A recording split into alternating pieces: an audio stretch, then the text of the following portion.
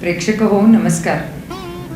उत्सव आनंदाचा सोहळा गणेश उत्सवाचा या सुंदर अशा गणेशोत्सव स्पेशल एपिसोडमध्ये मी सोनल दायमा आपल्या सर्वांचं मनपूर्वक स्वागत करत आहे. मागच्या 9 दिवसांनी आपण हा उत्सव साजरा करत आहोत, पण आता देवाच्या जाण्याची वेळ आलेली आहे.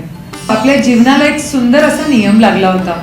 सकाळी लवकर उठायचं, बाप्पा घरी आहेत, नैवेद्य करायचं आहे, घर स्वच्छ करायचं आहे, पाक सिद्धी करून नैवेद्य बनवून देवाची पूजा अर्चना करायची आहे, सुंदर लाल फुलांचा हार सजवायचा आहे. पण आता देव जाणार आहे. मनात एक खंत निर्माण होते आणि गणेश भक्तगण जड मनाने विरहाने गणपतीला विसर्जन करतात. पण हे तर करावंच लागणार ना.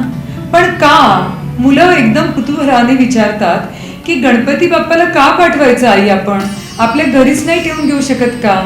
तर हा प्रश्न आहे की गणपती बाप्पांचं विसर्जन का करावं, हेच आज मी आपल्या सर्वांना सांगणार आहे.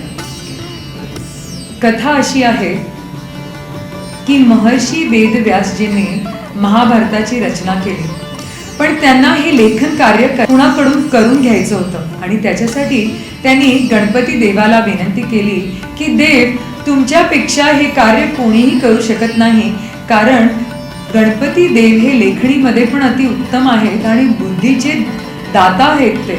आणि त्याच्यामुळे गणपती देवानी पण आचार्य महर्षी वेदव्यासजीची विनंती स्वीकारली, पण एक शर्तीवर.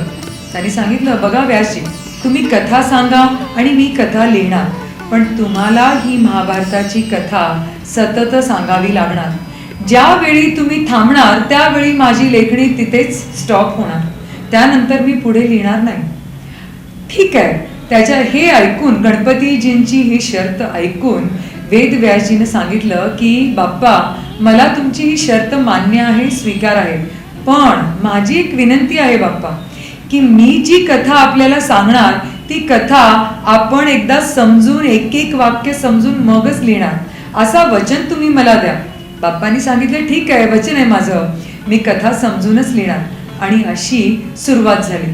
कशी सुरुवात झाली तर 4 धाम मध्ये एक धाम येतं बद्रीनाथ धाम. बद्रीनाथ धाम वरून 3 किलोमीटर दुरीवर माणा नावाचं भारताचं प्रथम गाव आहे. तिथे वेदव्यासजींची गुफा आहे, तिला व्यास गुफा असं नाव आहे. तर त्या गुफेमध्ये बसून यांनी महाभारत लिहिणं चालू केलं.